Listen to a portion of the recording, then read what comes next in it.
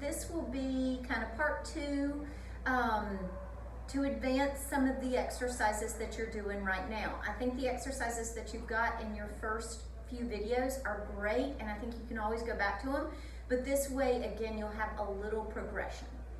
So we had done resting on our back. Always good to start with a few breaths. In through the nose, trying to fill the rib cage all the way around, especially on that back side of the body in contact with the mat. And exhaling, see if you can just let your body rest into the mat. Know that you're supported by the floor underneath you. You don't have to hold. So we were doing some pelvic rocks, kind of forward and back. So rolling the pelvis posterior, pubic bone going up, rolling the pelvis anterior, pubic bone going down. Where I'd like to advance that, Alex, is when you roll the pelvis back towards the face, I want you to think of sinking and pushing into the feet, and you're gonna work into a little bit of a pelvic curl. Now you listen to your body. If you notice, I'm only going about halfway up right now, and then I'm gonna think of kind of just really being pulled, or my tail kind of being pulled kind of towards my heels on the way down. So listening to your body and your back. So again, we roll through the pelvis, we really push down into our feet, making that connection with the mat, and coming up maybe about halfway, and then lowering back down. It's like my hips are being pulled towards my heels, with the tail being the last piece to land. And with this, Alex, this pelvic curl, I would encourage you to do about 7 times. Now, walking the feet and the knees together. In your first video, you were doing a bent knee opening, which I still like for stability of the pelvis, but this one is actually a little bit of mobility of that lower trunk. So feet and knees together, you're going to allow your legs to tip over. I'm going to the left. My top foot is stacked right on top of my bottom foot, my top knee stacked on the bottom knee, but my head and my shoulders rest on the mat. I'm going to use my exhale and pull the pelvis and the legs back to the center. Inhale, tipping the legs over. Again, top knee stacked on the bottom knee. I may have to reach that top leg, or feel like I'm reaching it a little bit more than the bottom leg, or feel the sense of reaching it in order to keep it on top of the bottom leg. Again, I'm going to encourage, let's go maybe for about 12 total. So this will be about 6 to each side. And now, Alex, let's move into a little bit of what's kind of called pretty much a single leg lift, or a leg change. You're going to float one leg up to 90 your tabletop. You're going to place that foot down.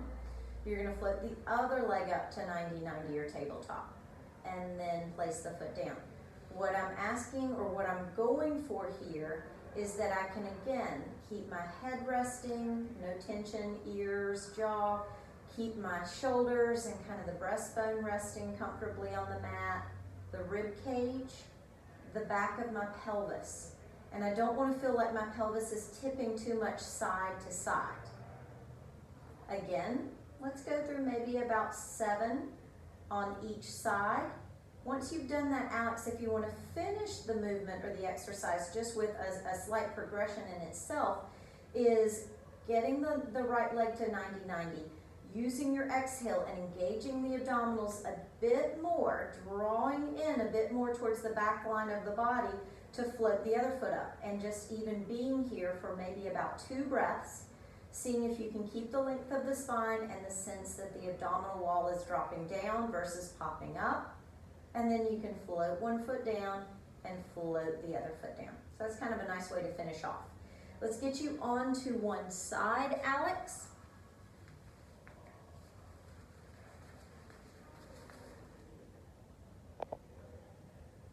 Forgive me, I had a little bit of a low battery there. I'm coming back into the mix of things. But we'll get onto one side, Alex, and we'll do a little sideline leg work. So my legs, if you'll notice, are kind of at like a 90-90 here on my side. I want to try to keep my head, again, my ribs, my pelvis all in a pretty good straight line. That stays the same as I lift one leg and lower down. And now, Alex, I'm going to ask you to try for about 12 of these. If you notice, my pelvis itself is staying steady, facing straight ahead as I lift the leg. You'll of course do that on both sides. We'll go for about 12 repetitions on each side. So getting over onto our stomach, I've had you doing hands underneath the forehead. So again, I think that's a great one to keep in the mix for you. I'm going to ask you to progress it, Alex, by taking the arms out to a goalpost position. Feel yourself being opened up, wide across the back, across the chest. It's kind of like my elbows are being pulled in each direction. I start with just my face kind of hovering off the mat. I want to feel myself, feel the arms still on the mat without necessarily rounding the chest, but I'm going to float the head, the neck, and this time a little bit more, the collarbones off the mat, Alex. I should feel my pelvis on the mat. I should feel my lower ribs still on the mat. And then I lower down.